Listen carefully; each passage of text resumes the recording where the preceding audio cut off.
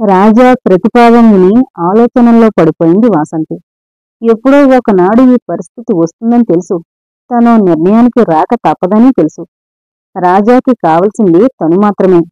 తన వృత్తి, తన బాధ్యతలు అతనికి అక్కర్లేదు. అది తను స్పష్టంగా అర్థం చేసుకునేలా ప్రవర్తిస్తున్నాడింతవరకు.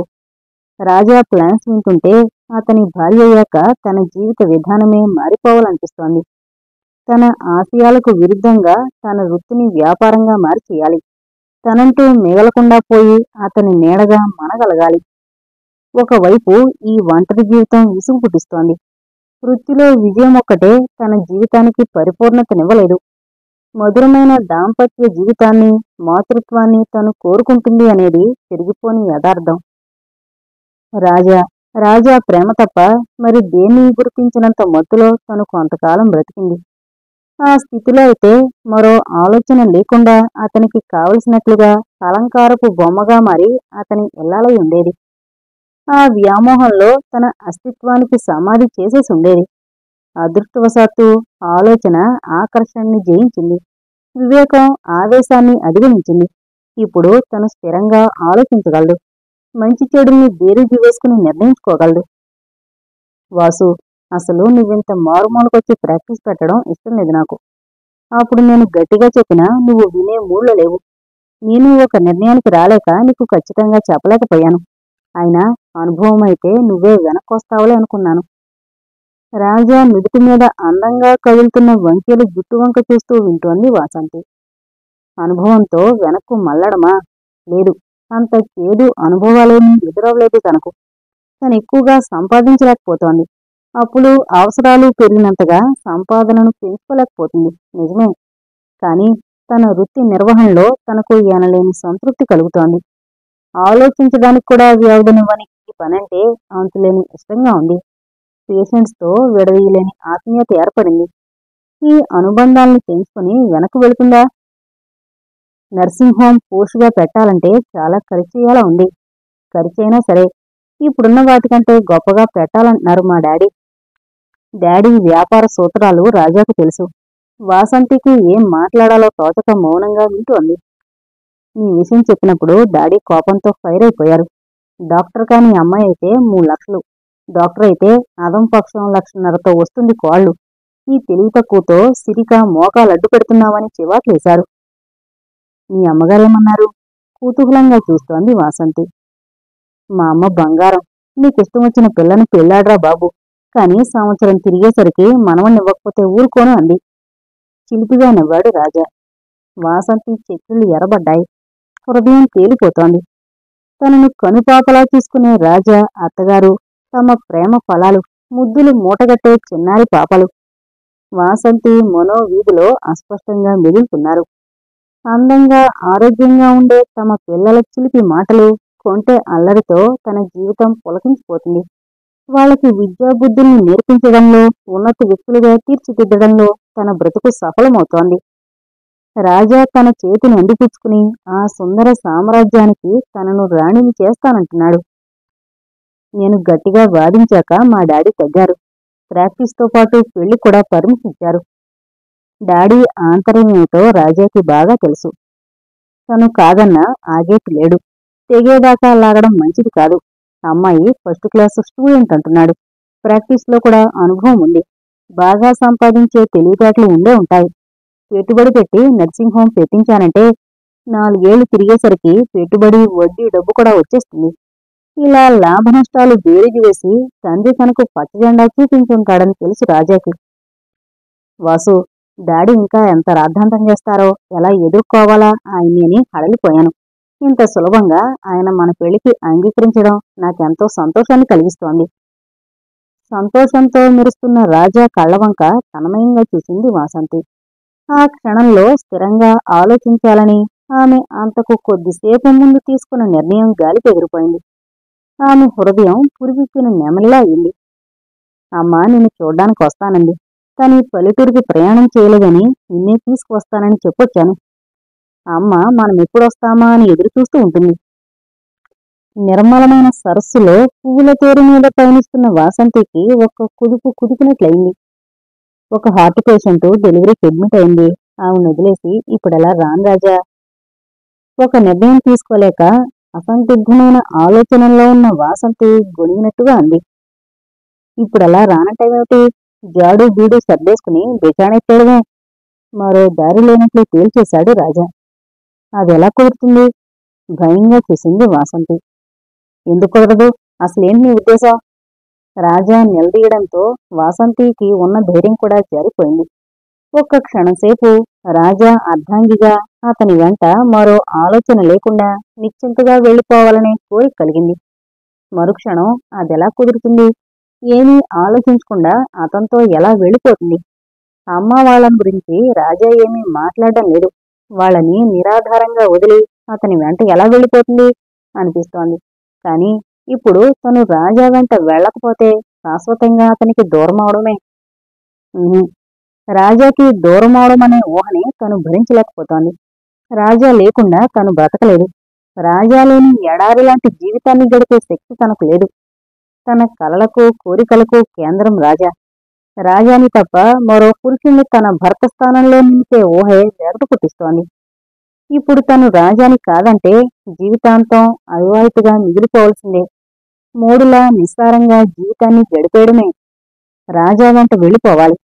రాజా భారీగా తనకు కొత్త అవతారాన్ని ఎత్తుతుంది. తను కోరుకునే స్వర్గం తనకు లభిస్తుంది. గృహిణిగా తనకొక ప్రత్యేక స్థానం లభిస్తుంది.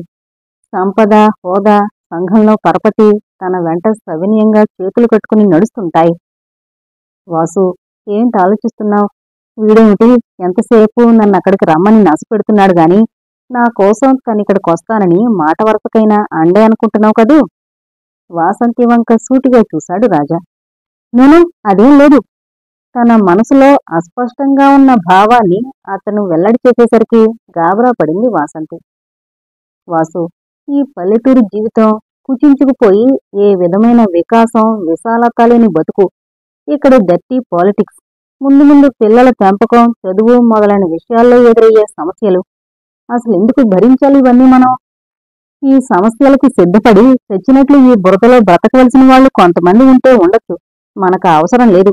మన చదువు, మా నాన్న డబ్బు మనన ప్రమాదం నుంచి రక్షిస్తాయి. అతని మాటల్లోని అతిశయాన్ని గుర్తించే స్థితిలో లేదు వాసంతి. రాజా అంటోంది 100% నిజం. ఇక్కడ జీవితపు పరిధి చాలా చిన్నది. పిల్లలు చదువుకోవడానికి మంచి స్కూల్స్ లేవు. మంచి క్రమశిక్షణతో పెంచడానికి సరైన వాతావరణమూ లేదు. అసలు ఇదో బహు విచిత్రమైన ఊరు. మొత్తం ప్రపంచంలో ఉన్న రాజకీయాలన్నీ ఇక్కడే ఉన్నాయి. ప్రపంచంలో ఉన్న అసూయంతా ఇక్కడే పోగుపడిపోయింది. మంచికి, నిజాయితీకి, ప్రతిభకు ఇక్కడ గుర్తింపు దొరకదు. లౌక్యం, మోసం, సమర్థతకు గీటురాళ్లు. కాలు మీద కాలేసి కూర్చుని సంపాదించుకునే అవకాశం ఉండగా అనవసరంగా ఈ రొష్టంతా ఎందుకు పడాలి మనం? అయిందేదో అయిపోయింది. ఇంతకు ముందు నీ పట్టుకు వేళ్లాడిన పిచ్చి ఆదర్శాలు నీకు గుణపాఠాన్ని నేర్పే ఉంటాయి. ఇంక నీ ఆదర్శాలకు స్వస్తి చెప్పు. నా మాస్టర్ బ్రెయిన్ ప్లాన్ ప్రకారం నడు. ఒక్కసారి కొరడాతో ఊచుకొట్టినట్లయింది వాసంతికి. నీతి నిజాయితీతో బ్రతకాలి అనుకోవడం పిచ్చి ఆదర్శమా? మంచిగా మానవత్వంతో ప్రవర్తించాలనుకోవడం తెలివి తక్కువతనమా? ఇంత దిగజారిపోయిన ఆలోచనలకి 100% నిజమని సర్టిఫికెట్ ఇస్తుందా తను? మంచి చెడు అన్ని చోట్ల ఉంటాయి. దేన్ని గుర్తిస్తాము అనేది మన మనో దృక్పథం మీద ఆధారపడి ఉంటుంది. బురదలో లొకలొకలాడే పురుగులు మాత్రమే కొంతమంది కనపడితే దానిలోంచి పుట్టుకొచ్చిన కమలాలే కొంతమంది కనిపిస్తాయి. తమలాంటి వాళ్ళు బురద బురదంటూ ఈసడించుకుని పారిపోవడం కాదు చెయ్యాల్సింది. ఏమిటి వాసు, మాట్లాడమేం? ఆలస్యాన్ని భరించలేనట్లు రెట్టించాడు రాజా. రాజా, ఆలోచించుకోవడానికి నాకు కొంచెం టైం కావాలి. దెబ్బతిన్నట్లు చూశాడు రాజా. ఆలోచించుకోవాలా? దేని గురించి? తన ప్రతిపాదన వినగానే వాసంతి ఎగిరి గంతేసి ఒప్పుకుంటుంది అనుకున్న గాఢ నమ్మకంతో ఉన్న రాజాకి పెద్ద ఆశాభంగం ఎదురైంది. ఉత్సాహంగా తన వెంట అమ్మను చూడ్డానికి వస్తుందనుకున్న వాసంతి అర్థంలేని సాకులు చెప్పడంతో చికాగ్గా ఉంది. అసలు ఆలోచించాల్సింది ఏమైనా ఉంటే మగవాడు తన ఆలోచించాలి. అతనేం అంటాడోనని నిశితంగా అతని వంక చూస్తున్న వాసంతికి అతని ఆలోచనలు అంతుబట్టలేదు. నువ్వు వెంటనే నా వెంట రాలేకపోతున్నావంటే ఈ ప్రజల మీద నువ్వెంత గుడ్డి నమ్మకాన్ని పెంచుకున్నావో తెలుస్తోంది. ఎంత ఈడియట్లా వాళ్ల మీద అభిమానాన్ని పెరగనిచ్చావో అర్థమవుతోంది. కానీ నువ్వే ఫూలిష్ అభిప్రాయాలతో సెంటిమెంట్స్తో నన్ను కాదంటున్నావో అవే ఒకనాడు నిన్ను ఘోరంగా దెబ్బతీస్తాయి. ఏ పేషెంట్స్తో అనుబంధాన్ని పెంచుకోవాలననే భ్రమతో నన్ను దూరం చేస్తున్నావో అదే పేషెంట్స్ ఒకనాడు నిర్దాక్షిణ్యంగా నిన్ను ఒంటరిగా వీధిలోకి నెడతారు. వాసు, మనుషులంతా వట్టి స్వార్థపరులు, అవకాశవాదులు, మోస్ట్ అన్గ్రేట్ఫుల్ ఫెలోస్. నీ వల్ల 1000 ఉపకారాలు పొందినవాడు కూడా ఒకనాడు నీకు ప్రత్యర్థిగా మారితే ఆశ్చర్యపడనక్కర్లేదు. నిన్నీవాళ దేవత అని నెత్తిమీద పెట్టుకుని పూజించినవాడే రేపు దెయ్యముని తిట్టి మట్టిలోకి తొక్కేయడానికి ఒక్క నిమిషం కూడా సందేహించాడు. నువ్వు 100 మంది పేషెంట్స్ ని మృత్యుముఖంలోంచి తప్పించినా ఒక్క మంచి మాట అననివాడు కర్మకాలి పేషెంట్కేమీనైతే అది నీ నిర్లక్ష్యం మూలాని అని నిన్ను చిత్రవద చేయడానికి ముందు కురుకుతాడు. రాజా, ఇంకా వినలేను అన్నట్లు వారించింది వాసంతి. ఎంత దారుణంగా మాట్లాడుతున్నాడు రాజా, ఎంత తప్పు ఆలోచనలో ఉన్నాడు. తన వల్ల లాభం పొందిన వారు తనను దేవతలా భావించాలని తను ఆశించడం లేదు. కాని వాళ్లు తన మీద ఏగన కూడా వాళ్ళెవరు. తనకా ధైర్యం ఉంది. ఈ లోకంలో మంచితనానికి ప్రతిఫలం దెబ్బలు తినడమేననే కుతర్కాన్ని సమర్థించలేదు తను. వాసంతి మౌనం రాజాని పూర్తిగా గాయపరిచింది. దీనంగా జాలిగా ఉన్న ఆమె ముఖం చూశాక అతనిలోని కోపం, ఆవేశం నెమ్మదిగా జారిపోసాగాయి. వాసు, నన్ను కాదంటున్నావనే కోపంతో నేనిలా అండం లేదు. నీకలా అవ్వాలని శపించడం లేదు నేను. కాని నువ్వేమాత్రం లౌక్యాన్ని నేర్చుకోకుండా ఇలానే ఉంటే నువ్వు నమ్మిన ఆదర్శాలన్నీ ఎదురు తిరిగి ఓదార్చే దిక్కు కూడా లేని దౌర్భాగ్య స్థితిలో నిలబడిపోతావేమోనని భయంగా బెంగగా ఉంది. ఇంత అమాయకపు ఆలోచనలతో ఈ దయలేని ప్రపంచంలో ఎలా బ్రతుకుతావా అని దిగులుగా ఉంది. మలేరియా రోగికిలా లోపల నుంచి వణుకు తన్నుకుంటూ వస్తోంది వాసంతికి. అయిపోయింది. రాజా తనకు గుడ్ బై కొట్టేసి వెళ్ళిపోతాడు. ఈ క్షణం జారిపోయిందంటే మరి రాజా తనకు కనపడ్డు. అమ్మో, రాజా లేకుండా ఎలా బ్రతకడం? రాజా, వచ్చేస్తా. నాకు నువ్వు తప్ప ఎవరూ వద్దు. నువ్వు చెప్పేదే ఆదర్శం, మరే ఆదర్శాలు అక్కర్లేదు. నాకు మరే ఆదర్శాలు అక్కర్లేదు అనుకున్న వాసంతిని ఆమె ఆదర్శాలే పట్టి ఆపాయి. ఆమె ధోరణికి అహం దెబ్బతిని వెళ్ళిపోయాడు రాజా. ఈ భయంకరమైన శూన్యాన్ని ఎలా భరించాలా అని వాసంతి దిగులు పడుతున్న సమయంలో సంధ్య ప్రాక్టీస్ ప్రారంభించింది. చుట్టుపక్కల ఊళ్ళన్నీ కారేసుకుని తిరిగి ఇంటింటికి వెళ్లి ప్రేమగా హాస్పిటల్ ప్రారంభోత్సవానికి ఆహ్వానించొచ్చారు సంధ్య, ఆమె భర్త డాక్టర్ రమేష్. పెద్ద ఆర్భాటంగా, ఆడంబరంగా జరిగింది ప్రారంభోత్సవం. సంధ్య నాన్న ప్రారంభోత్సవం చేయడానికి తమ కులం మంత్రిగారిని తీసుకురావడంతో చుట్టుపక్కల ఊళ్ళలోని జనమంతా విరగబడ్డారు. డాక్టర్లు మనవాళ్లేనంటే మనవాళ్లే అనుకుంటూ ప్రారంభోత్సవ విశేషాల్ని కథలు కథలుగా చెప్పుకున్నారు. పేపర్లన్నింటిలో డాక్టర్ల గురించి, అట్టహాసంగా జరిగిన ప్రారంభోత్సవం గురించి ప్రముఖంగా రాశారు. సకల సౌకర్యాలతో ఊరి బయట ప్రశాంత వాతావరణంలో ఉన్న సంధ్య హాస్పిటల్ గురించి డబ్బు పోతేనే స్వర్గంలో ఉంది. అసలు హాస్పిటల్ నుంచి రావాలనిపించడం లేదు అనుకుంటున్నారు పేషెంట్స్. కొద్ది రోజులకే సంధ్య కులం వాళ్ళు, మిగతా కులాల్లోని ధనికులు సంధ్య నర్సింగ్ హోంకి తిరిగిపోయారు. మిగతా బీద బిక్కి మాత్రం సంధ్య అరిచి గీ పెట్టినా డబ్బు పెట్టందే పేషెంట్ ముఖం చూడదు కనుక నర్సింగ్ హోమ్ మీద ఎంత వ్యామోహం ఉన్నా తప్పక వాసంతి దగ్గరికే వస్తున్నారు. అవసరం ఉన్నా లేకపోయినా ప్రతి పేషెంట్కి ల్యాబొరేటరీ టెస్టులు, ఎక్స్రేలు తీసి చేతులు పట్టనన్ని ఖరీదైన మందులు రాసిస్తుంటే అబ్బో ఎంత శ్రద్ధగా చూస్తున్నారో. అన్ని టెస్టులు చేసి క్షుణ్ణంగా పరీక్ష చేసి మంచి మంచి మందులు రాసిస్తున్నారు అని చెప్పుకుంటున్నారు జనం. ఏమాత్రం ఆపరేషన్ చేసే అవకాశమున్నా జారి విడుచుకోకుండా ఎడాపెడా ఆపరేషన్లు చేసేస్తున్నారు. పెద్ద పెద్ద ఆపరేషన్లకి టౌన్ నుంచి స్పెషలిస్ట్ని ఘనంగా తీసుకొచ్చి చేయిస్తున్నారు. సంధ్యకు వైద్యంలో ప్రతిభున్నా లేకపోయినా కబుర్లలో ఎక్కువ ప్రతిభ ఉండడం వల్ల అందర్నీ ఆకర్షిస్తోంది. హాయ్ వాసు. వాసంతిని చూసి సంతోషంతో ఎదురొచ్చి 2 చేతులతో చుట్టేసింది సంధ్య. ఆలోచనలు, ఒంటరితనం పిచ్చెత్తిస్తుంటే సంధ్య దగ్గరకొచ్చింది వాసంతి. వాసు, ఏంటి ఇలా ఉన్నావు? కళ్ళంత లోతుకుపోయేమిటి? కళ్ళ కింద వలయాలేమిటి? సంధ్య ఆత్మీయంగా, ఆతృతగా అడుగుతుంటే వాసంతి హృదయంలో ఘనీభవించిన వేదన కరగడం మొదలుపెట్టింది. అసలు తిండికి నీ ఎన్నాళ్ళైందో చెప్పు. బోకరే, ఏంటే అలా ప్రాణం లేనికి చూస్తావు? ఇలా కూర్చో. కుర్చీ చూపించి బిస్కెట్స్ కాఫీ తీసుకొచ్చి బలవంతాన తినిపించింది సంధ్య. ఈ 2 రోజుల నుంచి నువ్వెలా ఉన్నావోనని నేను నీ దగ్గరకు వద్దామనుకున్నాను. రమేష్ ఊరికెళ్లడం వల్ల రావడానికి తీరికలేదు. మౌనంగా కాఫీ తాగుతోంది వాసంతి. వాసు, మంచో చెడ్డో నువ్వొక నిర్ణయం తీసుకున్నావు. ఆ నిర్ణయానికి కట్టుబడి ధైర్యంగా ఉండాలి గాని సెంటిమెంటల్ ఫుల్లా బాధపడుతూ తిండి తెప్పలు మానిస్తే పెళ్ళైపోయిన రాజా మళ్ళీ నీ వాడవుతాడా? అనునయంగా చెప్పసాగింది సంధ్య. అబ్బే, అదేం లేదు. నేనేమీ బాధపడడం లేదు. వాసంతి కళ్ళల్లో చివ్వున నీళ్లుబుకాయి. రాత్రి రాజా పెళ్ళైపోయి ఉంటుంది. నిన్నట్నుంచి ఆలోచనలు తన హృదయాన్ని నలిపేస్తున్నాయి. అవ్యక్తమైన ఆరాటం వ్యధ తనకు నరకాన్ని చూపిస్తున్నాయి. ఏ పని మీద మనసు లగ్నం చేయలేకుండా ఉంది. మనశ్శాంతి కోసం ఎక్కడికైనా పారిపోదామా అనిపిస్తోంది. వాసంతి హృదయంలోని అలజడిని గుర్తించింది సంధ్య. జీవితంలో ఎన్నో అనుకుంటూ ఉంటాం. అన్నీ మనం అనుకున్నట్లే జరుగుతాయా? రాజాని పెళ్లి చేసుకోలేనంత మాత్రాన భూమి తలకిందులేనట్లు బాధపడిపోతామేమిటి? నువ్వు పెళ్లి చేసుకోవాలనుకుంటే రాజా తప్ప ఈ ప్రపంచంలో మరి మగాళ్లే లేరా? వాసు, నీ మనసులో నుంచి రాజాని బయటికి తోసేయ్. ఈ రాజా కాకపోతే మరో మహారాజా ఎవడో ఒకడు దొరకపోడు. సంధ్య మాటలు వింటూ ఆలోచిస్తోంది వాసంతి. తన బాధ మరి తనకు భర్త దొరకడని కాదు, రాజా లేని జీవితాన్ని భరించలేక. వాసు, కమాన్, ఈ లేడీ దేవదాస్ అవతారాన్ని చాలించు. మనం చెయ్యాల్సింది బ్రతుకులో జారిపోయిన వాటిని తలుచుకుంటూ ఏడుస్తూ కూర్చోవడం కాదు, ఎక్కడికక్కడ ఆనందాన్ని సృష్టించుకుని జీవితాన్ని అనుభవించడం. వాసంతి చేతినందుకుని గులాబీ తోటలోకి తీసుకెళ్ళింది సంధ్య. సంధ్య కబుర్లతో జోక్స్తో వాసంతి విచారం కొంతవరకు తగ్గింది. కాలాన్ని పరిసరాల్ని గమనించకుండా కబుర్లు చెప్పుకుంటున్నారిద్దరు. అమ్మగారు, పేషెంట్స్ వచ్చారు, నర్సొచ్చి చెప్పింది. ఇప్పుడేం పేషెంట్స్? వేళపాళ లేదేంటి? రేపొద్దున్న రమను అంది సంధ్య విసుగ్గా. అదేంటి అలా అంటావు? ఎమర్జెన్సీ ఏమో అంది వాసంతి. ఎమర్జెన్సీ వాళ్ళ తలకాయ. తీరిగ్గా భోజనాలు కానిచ్చుకుని ఒక కునుకు కూడా తీశాక అప్పుడు గుర్తుకొస్తాయి ఎక్కడలేని జబ్బులు బాధలు. ఏ వేళపడొచ్చినా మహాప్రసాదం అనుకుంటూ చూడాలనుకుంటారు.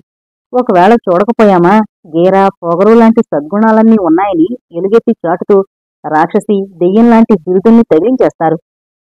అయిష్టంగా లేచి క్లినిక్ వైపు వెళుతూ చెప్పసాగింది సంధ్య. వాసంతికి అవన్నీ అనుభవమే కనుక సంధ్య మాటల్ని నవ్వుతూ వినసాగింది. పేషెంట్ పరిస్థితి చూడగానే సంధ్య విసుగు ఎగిరిపోయింది. ఆతృతగా ప్రశ్నలు వేస్తూ నిస్త్రాణగా పడున్న బాబును పరీక్ష చేయసాగింది. ఇంత ప్రాణం మీదకొచ్చేదాకా ఏం చేస్తున్నారు? సంధ్య ప్రశ్నకు జవాబు ఇవ్వకుండా బాబు తల్లి మౌనంగా ఉండిపోయింది. వారు కూడా వచ్చినామె బిక్కు బిక్కుమంటూ చూస్తోంది.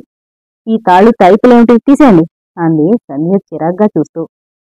పిల్లాన్ని చూసి అంతా అనాస అంటే అనాసమంది ఇంచామమ్మా, దానికి తగ్గకపోతే తాయిపులు కట్టించాం అంది కూడా వచ్చినామె. బాబు తల్లి దీనంగా చూస్తోంది. అనాస అంటే ఏంటి? కోపంగా ప్రశ్నించింది సంధ్య. సర్వ రోగాలకి అనాస అని ఓ పేరు పెట్టేసి నాటు వైద్యుడిచ్చే మందులు పట్టించి పిల్లల ఆరోగ్యాన్ని చేతులారా పాడుచేసి ప్రమాద స్థితికి తీసుకొచ్చిన కేసులెన్నో చూడడం వల్ల కోపాన్ని ఆపుకోలేకపోయింది సంధ్య. సంధ్య, ముందు వాడి ట్రీట్మెంట్ విషయం చూడు. వాసంతి మాట విని కోపాన్ని అణుచుకుని మందులు రాసిచ్చింది సంధ్య. చీటీ తీసుకునే ప్రయత్నం చేయకుండా శిలలా కూర్చుండిపోయిందా బాబు తల్లి. ఏంటి, మందులు తెమ్మంటే కదలరు? మగవాళ్ళెవరూ వెంట రాలేదా? పిల్లాడి జబ్బ మీద ఇంజెక్షన్ చేస్తూ అడిగింది సంధ్య. అప్పటికి నోరు విప్పలేదు వాళ్ళు. ఏమా, డబ్బులేదా? మృదువుగా అడిగింది వాసంతి. ఏంటలా కళ్ళకు చూస్తున్నారు? చాలా ఖరీదైన మందులు వాడితే తప్ప బిడ్డ బ్రతకడం కష్టం. సంధ్య మాటలు విని బావులు మంది బాబు తల్లి. అమ్మా, ఈ బిడ్డ తప్ప ఇంకేమీ లేని దురదృష్టవంతురాల్ని. మందులు తేవడానికి డబ్బు లేదు. ఇవాళ మీరు కనిపించి వీడికి వైద్యం చేస్తే రేపో మాపో మీ రుణం తీర్చుకుంటానని బ్రతిమలాడ్డానికి సంపాదించి మమ్మల్ని పోషించే మా ఆయన లేడు. నా రెక్కల కష్టం 2 పూట్ల 2 ముద్దలు తిండి తినడానికే సరిపోవడం లేదు. మీకు దయ కలిగి నా బిడ్డని బ్రతికిస్తే 2 చేతులెత్తి దండం పెట్టడం తప్ప మరేమీ ఇవ్వలేని పేదదాన్ని.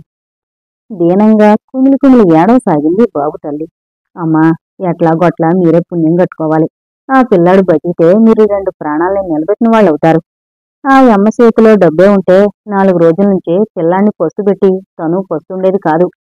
అనాథ సుబ్బయ్య జాలిపడి ఏదో మందివ్వబట్టి ఇప్పటిదాకా బతికాడు కూడా ఉన్నామె చెప్పసాగింది. అనాస సుబ్బయ్య పేరు విని ఉలిక్కిపడింది వాసంతి. అతనిచ్చే అనాస మందులేమిటో తెలుసు. జ్వరానికి కానీ విరోచనాలకు కానీ 2-3 రకాల యాంటీబయాటిక్స్ సిరప్స్ ని కలగలిపి దప్పడం చేసి చిన్న చిన్న పెన్సిలిన్, టెర్రామైసిన్ ఖాళీ వైల్స్లో వడ్డిస్తాడు.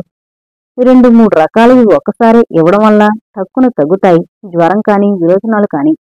అలా ఇవ్వడం వల్ల తర్వాత వచ్చే బాధలు సరైన డోస్ సరైన కోర్సులో ఇవ్వకపోవడం వల్ల వ్యాధి మళ్లీ తిరగబెట్టడం, చివరికి యాంటీబయాటిక్స్ ఏవి రోగక్రిముల మీద పనిచేయకపోవడం, ఇవన్నీ తెలియని మామూలు ప్రజలు క్వాలిఫైడ్ డాక్టర్స్ రాసిచ్చే మందులు కొని స్తోమత లేక కొంత, అనాస మందులంటే ఉన్న మూర్ఖమైన నమ్మకంతో కొంత, రూపాయి 2 రూపాయలతో లభించే ఈ మందుని కొనివేసి ఇలా వ్యాధి ముదిరిపోయాక తమ దగ్గరికి వస్తారు అనేది అనేక సార్లు అనుభవంలోకొచ్చింది. అందంగా ఆరోగ్యంగా పెరగవలసిన పిల్లలు అకాల మృత్యువాత పడ్డానికి ఇలాంటి నాటు వైద్యులు కొంతవరకు కారకులవుతున్నారు. ఎంతోమంది శాస్త్రవేత్తల అవిరాళ కృషి ఫలితంగా లభించిన ఈ యాంటీబయాటిక్స్ కొంతమంది నిర్లక్ష్యం, అజ్ఞానం, స్వార్థం వల్ల నిరుపయోగంగా తయారవుతున్నాయి అనేది గుర్తించి తగిన చర్యల్ని అమలు చేయడం లేదు. పరిస్థితి ఇలాగే కొనసాగితే జీవకోటి ఎంత ప్రమాదాన్ని ఎదుర్కోవలసి వస్తుందో గమనించరు. కర్మ, ఈ వెయిన్ కూడా దొరకడం లేదు. విసుగ్గా చిరంజీని చేలో పడేసి లేచింది సంధ్య. సంధ్య మాటలు విని ఆలోచనల్లోంచి బయటపడింది వాసంతి. వాసంతి లేచి బాబు నాడి చూసింది. పరిస్థితి మరింత క్షీణించడం చూసి ఆమె ముఖం వివర్ణమైంది. సంధ్య, వీని సెక్షన్ చేసి సెలైన్ పెట్టు. సంధ్య చేయడానికి తడపడాయించడం చూసి తనే వీని సెక్షన్ చేసి సెలైన్ పెట్టింది వాసంతి. గబగబా సెలైన్ ట్యూబ్ ద్వారా ఇంజెక్షన్ ఎక్కించి బాబు పరిస్థితి మెరుగైందేమోనని ఆతృతగా గమనించసాగింది సంధ్య. సంధ్య పడుతున్న ఆందోళన చూస్తుంటే చాలా సంతోషంగా ఉంది వాసంతికి. బాబు పరిస్థితి కాస్త మెరుగయ్యాక లోపలికి వెళ్లి కూర్చున్నారు సంధ్య, వాసంతి. సంధ్య, నువ్వు డబ్బున్న వాళ్లను బాగా చూసి లేని వాళ్లను నిర్లక్ష్యం చేస్తావనే అభిప్రాయంతో ఉన్నాను ఇంతవరకు. సంజయ్కి ఇస్తున్నట్లు చెప్పసాగింది వాసంతి. మధ్యలో అందుకుంది సంధ్య. అవును, నేను డబ్బున్న వాళ్ళని శ్రద్ధగా చూస్తాను. కానీ చిన్న సవరణ. డబ్బున్న వాళ్ళందరినీ కాదు, నాకెక్కువ డబ్బిచ్చేవాళ్లను. అందులో తప్పేముంది? I'm paid for it. నేను ఎక్కువ శ్రద్ధగా చూడకపోతే ఎక్కువ డబ్బులివ్వాల్సిన అవసరం ఏముంది వాళ్లకు? సంధ్య తర్కం విని చేదుతున్నట్లు ముఖం పెట్టింది వాసంతి. గొప్పైనా పేదైనా ప్రాణానికి ఒకే విలువ. ఏ విధంగానైనా సరే ప్రాణం నిలపడం, బాధ నివారణ చేయడం ముఖ్యం, కానీ డబ్బు ముఖ్యం కాదంటావు నువ్వు. బట్ సంధ్య ఉపన్యాసం మొదలుపెట్టిందంటే పోయిన తలనొప్పి మళ్లీ పరిగెత్తుకొస్తుందేమోనని భయమేసి గబుక్కున లేచి నించింది వాసంతి. చాలా లేటైంది, ఇంక వెళ్ళాలి నేను. వాసంతి ఎందుకు పారిపోతుందో గ్రహించిన సంధ్య పకపకా నవ్వింది. రాను రాను బ్రతుకంటేనూ పనంటేనూ ఆసక్తి సన్నగిల్లి ఒక విధమైన నిరాశ, నిర్లిప్తత చోటు చేసుకుంటున్నాయి వాసంతిలో. నానాటికి తరిగిపోతున్న ప్రాక్టీసు, సంపాదన చిక్కబట్టుకున్న ధైర్యాన్ని కూలదోస్తున్నాయి. సాగర్ డబ్బు పంపమని రాశాడు. సుధీర్కి తీర్చాల్సిన బాకీ ఎంత ఉంది? అమ్మగారు, తలెత్తి చూసింది వాసంతి. శ్రీరాములు భక్తిగా చేతులు జోడించి వినయంగా ఒదిగి నుంచున్నాడు. అమ్మా, పొద్దట్నుంచి తిరిగితే ఇంతకంటే ఎక్కువ డబ్బు పొట్టలేదు. తమరు చేసిన ఉపకారానికి నా చర్మంతో చెప్పులు కుట్టించినా రుణం తీరదు. భార్యను మృత్యుముఖంలో నుంచి వెనక్కు లాక్కొచ్చిన వాసంతి వంక కృతజ్ఞతగా చూస్తూ చేతిలోని డబ్బుని టేబుల్ మీద పెట్టాడు. ఆ డబ్బుని చూసి పెద్ద గుంజాటంలో పడిపోయింది వాసంతి. ఇప్పటి వరకు మందులకే ఎంతో ఖర్చయింది. ఇంటికి వెళ్ళాక కూడా ఇంకా కొన్ని మందులు వాడాలి. ఈ డబ్బంతా 5 రూపాయల వడ్డీకో లేదా ఇంకా ఎక్కువ వడ్డీకో తెచ్చి ఉంటాడు. ఎన్నో నెలలు రెక్కలు ముక్కలు చేసుకుని కడుపు కట్టుకుని దాస్తే తప్ప ఆ అప్పును తీర్చలేడు. ఎన్నో రోజులు ఇతను, ఇతని భార్య, పిల్లలు తిండి లేకుండా మాడిపోతే తప్ప తీసుకున్న డబ్బును చెల్లగట్లేడు.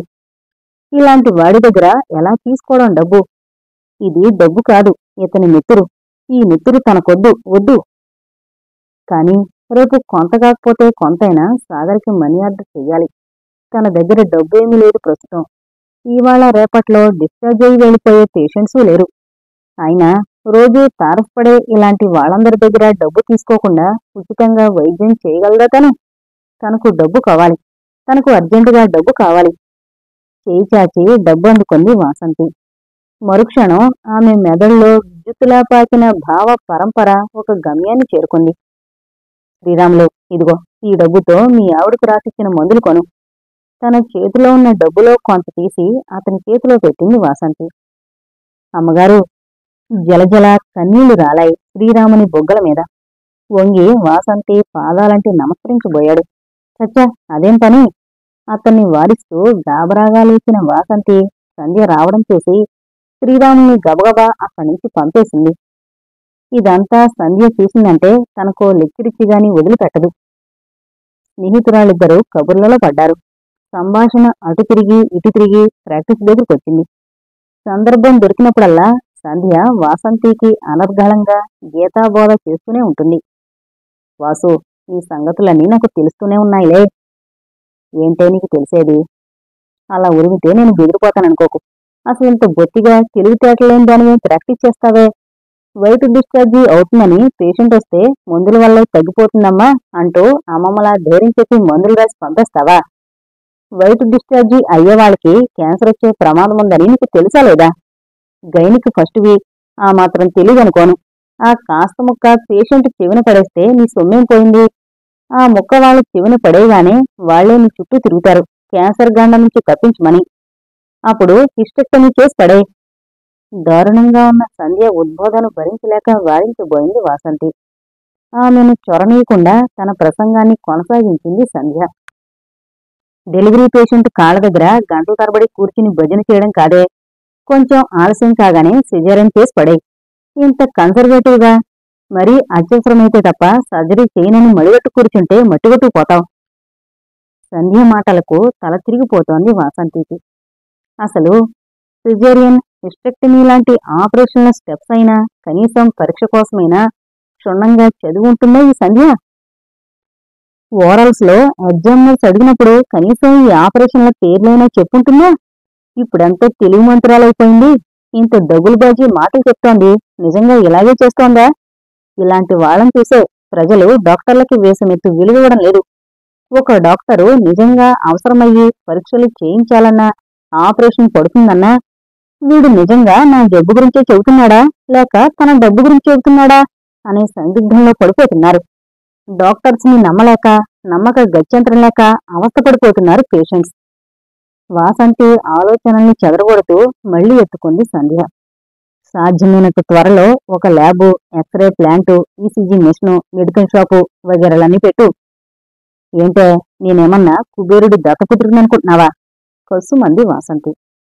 తెలివితేటలుంటే డబ్బు పుట్టించడమో బ్రహ్మాండమా? అదలా ఉంచు. ఖచ్చితంగా అవసరమైన వాళ్ళకే టెస్టులు చేయించాలని పిచ్చి పిచ్చి నియమాలు పెట్టుకోకు. టెస్టుల్లో మనకయ్యే ఖర్చు తక్కువ, మిగిలేది ఎక్కువ. సంధ్య లెక్కలు చూసి తలపట్టుకుంది వాసంతి. ఏ సంధ్య, ముందసలు మంది వృత్తో వ్యాపారమో చెప్పు. వాసంతి కోపంగా అడిగిన ప్రశ్నకు తక్కువ జవాబిచ్చింది సంధ్య. ఖచ్చితంగా వ్యాపారమే. అసలు లైఫే పెద్ద వ్యాపారం. లైఫ్లో ప్రతి చిన్నది వ్యాపారంలానే నడుస్తుంది. తల్లి బిడ్డల మధ్య, భార్యాభర్తల మధ్య, తోబుట్టువుల మధ్య కల్మషం అనేది లేకుండా స్వచ్ఛంగా ఉండాల్సిన బంధాలే ఈ రోజుల్లో వ్యాపారంలా తగలడుతున్నాయే. ఇంకా ఆఫ్టర్ ఆల్, డాక్టర్కి పేషెంట్కి మధ్యనున్న బంధం వ్యాపారం కాకుండా పరమ పవిత్రంగా ఎలా ఉండేడుస్తుంది? ఇది కూడా తెలియని వాజమ్మవి ఎలా బ్రతుకుతున్నావే అన్నట్లు వాసంతి వంక చూసింది సంధ్య. అంత దరిద్రంగా మాట్లాడడానికి నీకు సిగ్గేయడం లేదో మొద్దు? కోపంతో ఎర్రబడిన వాసంతి ముఖం చూసి నవ్వింది సంధ్య. సిగ్గా? ఎందుకే సిగ్గుపడ్డాం? నేను ఉన్నమాటే చెప్తున్నాను కానీ అబద్ధాలను సృష్టించడం లేదుగా. అలా సమర్థించుకోవాలని చూడకు. మనల్ని నమ్మొచ్చిన పేషెంట్స్ ఇంత ఘోరంగా మోసం చేయడంలో తప్పులేదంటే నేను ఒప్పుకోను. మోసమా? పగలబడి నవ్వింది సంధ్య. ఆమె వంక చిరాగ్గా చూసింది వాసంతి. అవునే నీతి చంద్రిక, అసలు నమ్మిన వాళ్ళనే కదా ఎవరైనా మోసగించగలిగేది. నమ్మకుండా అతి జాగ్రత్తగా ఉండేవాళ్ళని, తమ నీడనే అనుమానించే వాళ్ళని ఎలా మోసగించగలం? రెట్టించింది సంధ్య. వాసంతి మారు జవాబు చెప్పడానికి ఇష్టపడినట్లుగా మౌనంగా ఉండిపోయింది. అయ్యో, నిన్ను చూస్తే తెగ జాలేస్తోందే వాసు. ఎప్పుడో సత్యకాలంలో పుట్టవలసిన దానివి ఇప్పుడు పుట్టావు. ఎలా బ్రతుకుతావా అని బెంగగా ఉంది. వాసు, నేనిక్కడ ప్రొఫెషన్కి సంబంధించినంత వరకు నీ ప్రత్యర్థినే కావచ్చు, కానీ ముందు నీ ఫ్రెండ్ని. ఆ అనుబంధంతో నీ వెల్విచరగా చెబుతున్నాను. సాభిప్రాయంగా వాసంతి వంక చూసింది సంధ్య. ఏడ్చావులే, నువ్వు నాకు చెప్పేదేమిటి అన్నట్లు తల తిప్పుకుంది వాసంతి. తన ఉపన్యాసాన్ని ఎట్టి అవాంతరం లేకుండా కొనసాగించింది సంధ్య. వింటున్నావా? మోసం, దోపిడీ అనే పొదునైన మాటల్ని నీ డిక్షనరీలో నుండి తీసిపడేయ్. ఎవడి పెరుగుదల కోసం వాడు వాడికి వీలైన మార్గంలో వెళ్తాడు. నువ్వు ఆ మార్గంలో వెళుతున్నప్పుడు నీ జాగ్రత్త కోసం నువ్వు నీ కాళ్లను నేల మీద గట్టిగా ఆంచి నడుస్తావు. అప్పుడు నీ కాళ్ల కింద పడి ఎన్నో చీమలు, దోమలు చేస్తూ ఉంటాయి. దానికి నువ్వేం చేయగలవు? సంధ్య మాటలు విని చిరుతుకొచ్చింది వాసంతికి. ఏ సంధ్య, నువ్వు రియల్ సెన్స్ లో డాక్టర్వి కాకపోతే కాకపోయావు. అసలు మనిషివా, రాక్షసువా? నీకు పేషెంట్స్ చీమలు, దోమల్లా కనిపిస్తున్నారా? ఎంత అహంకారం! ఈ అహంకారాన్ని నువ్వు చీమలు, దోమలుగా వర్ణిస్తున్న వ్యక్తులు సహిస్తారనుకోకు కటువుగా అంది వాసంతి. మళ్లీ ఓసారి పగలబడి నవ్వింది సంధ్య. ఏంటే, నేను మనిషినా, రాక్షసునా అని అనుమానం వచ్చిందా? ఈ లోకంలో మళ్లీ మాట్లాడితే పరమ దరిద్రంగా ఉన్న ఈ లోకంలో బ్రతక నేర్వడం రాక్షసత్వం అయితే నేను రాక్షసునే.